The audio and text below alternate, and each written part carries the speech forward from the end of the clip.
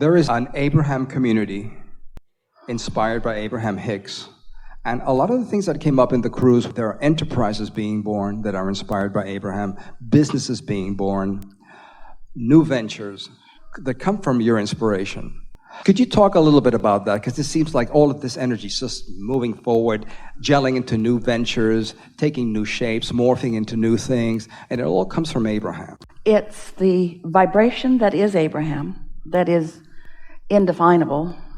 It's the vibration that is source, been present on your planet always, really accentuated as a result of this work. It's that vibration, more and more people getting up to speed with it, where they are the translators of the energy. It's a really good thing.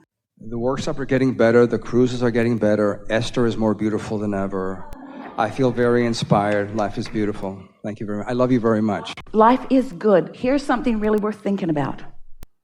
If life is good and getting better, what did the getting better just do to where you are? Of course it's getting better. It's getting better. It's good. Life is good. Life is good. Things are working out for me. Life is being good. Life is being good right now. In other words, take ownership of your current allowance of the good life that you've created and watch how much of it presents itself to you here and now. We are really fine-tuning here. But if you are going to set yourself up as an inspired proponent and continuing of the message of Abraham, be stable and then speak. And so everything that we're doing always is about finding that stable place, because everything is a vibration, and vibrational accuracy is important for smooth expansion. Not mandatory, but important. Abraham, the role of imagination in creation. I'm playing with the idea of imagining my brain cells firing up and lighting up in very good feeling ways. And you've talked about grids, vibrational grids, energetic grids, but there are neural grids. Whenever I think a thought, certain neurons, brain cells light up just like the vibrational grids. And I've been playing with the idea of using my imagination to play with my brain and shape my brain in a better aligned direction. And I find that there's like a nutshell there that I want to develop. It's like an acorn. I want to see that develop. Here's something worth thinking about. You know how your engine of your vehicle is doing its thing? You've put fuel in the tank, and there's some system that is causing a combustion that is giving propulsion to the whole experience. And while you could study how that's happening, and you could even make a little place for yourself under the hood where you're monitoring and being part of the engine process. Usually it's just better to get in your car and go where you want to go with it. And so you used a word here that we are very eager to chew on a little bit, and that's that word imagination. Because imagination, image, active image, unconditional, because I'm not looking at something and observing it. I'm not looking and observing. Actually, without even knowing it, I've found a vibrational stance which is causing the images. I have found a vibrational stance that is causing the images, and I'm receiving the images. I'm not imagining, I'm allowing myself to be imagined in. So, Abraham, did you just say I'm not the thinker of my thoughts? Mm-hmm. You are the achiever of the frequency that allows you to receive and translate the vibration into a thought. So, Esther was visiting with a friend the other day who is not part of this work. She is Esther's hairdresser. And so she was talking about some things she sees.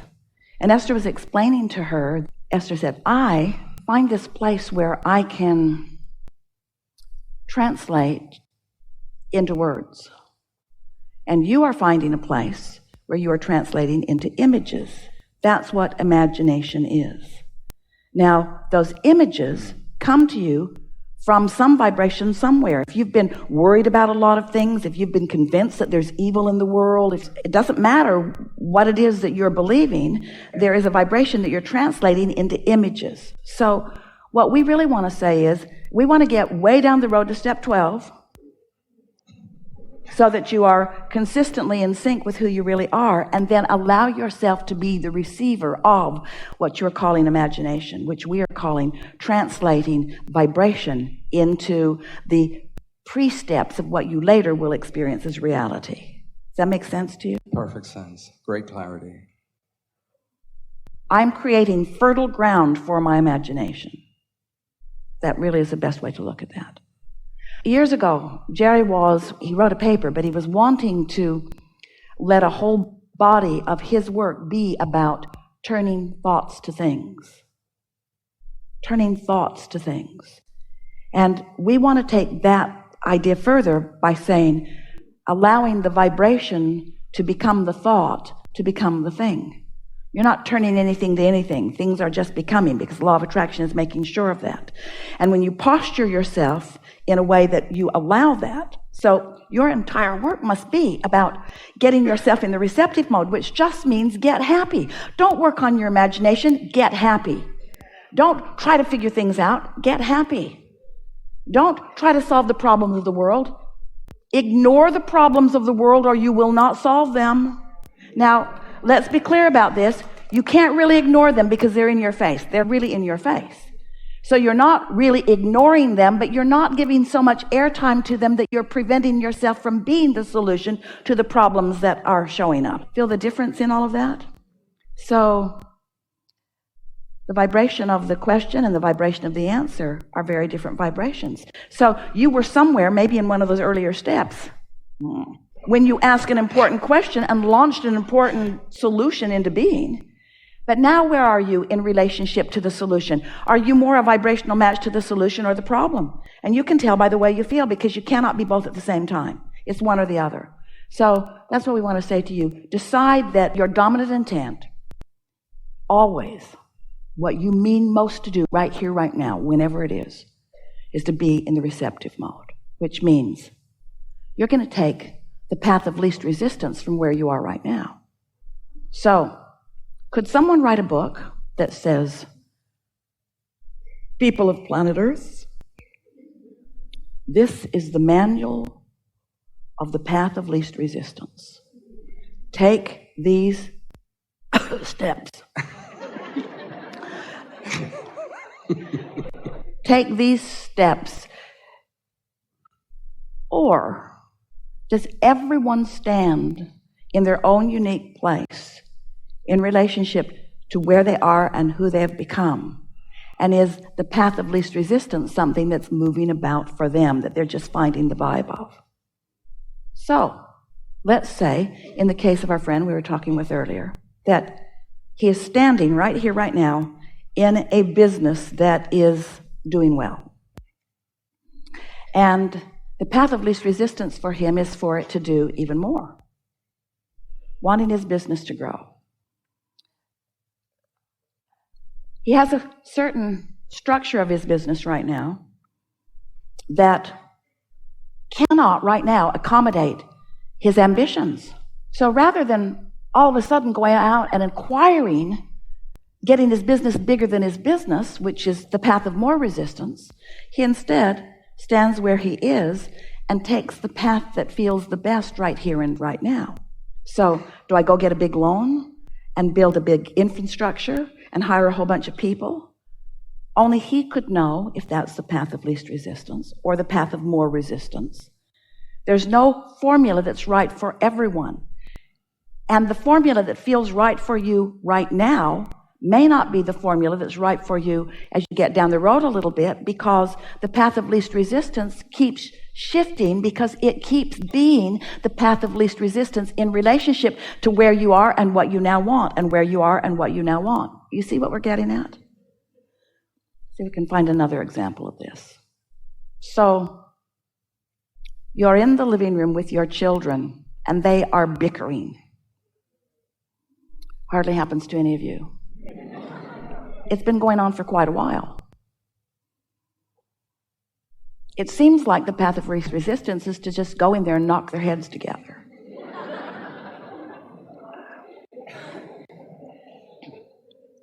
After all, that's what your parents did.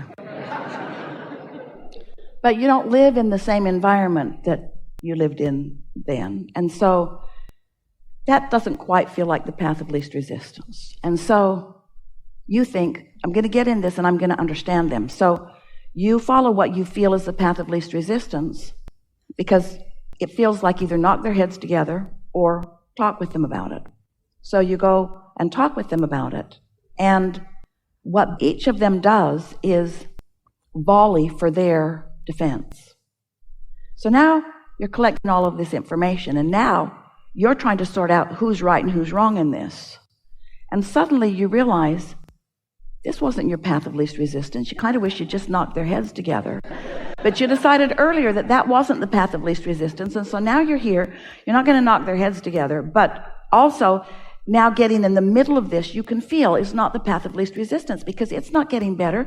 They're more defensive. Everybody's talking louder. They want you to be the arbitrator. You know you don't create their reality. You create your own.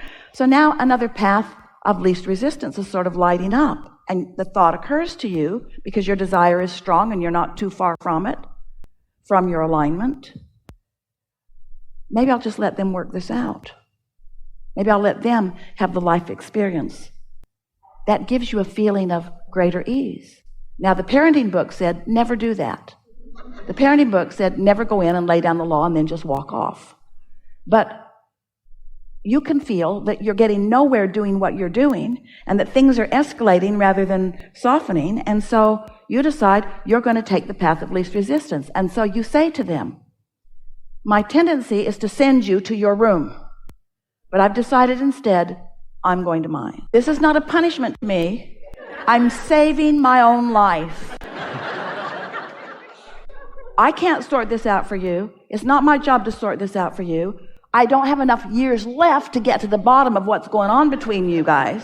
And so I'm just doing what's best for me. And I would encourage you to do that too.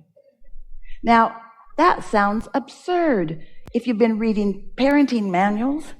But we want to say to you, only what feels best to you is the best path for you. And the more you allow yourself to be in the receptive mode, to receive the impulse or the inspiration that gives you that feeling of relief, the more you will realize that, oh, there is such a clear path for you. And that Source has lighted it all up. And when you get in the practice of caring about how you feel and reaching for that alignment first, because alignment trumps everything, what you will begin to discover is that there are not 12 steps, there are millions of steps, and they will light up just when you need them.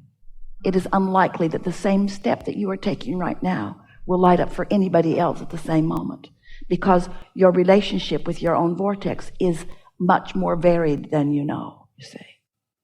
What you're wanting to impart to yourself and to your clients, to your students, to your children, to everybody through the clarity of your example is, I accept the goodness of me, and I've decided to let life treat me right now as well as it can.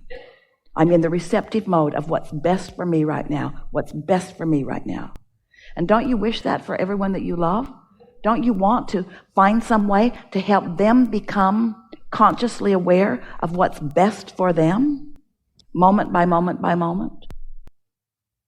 We've enjoyed this interaction a lot. Good time for a segment of refreshment.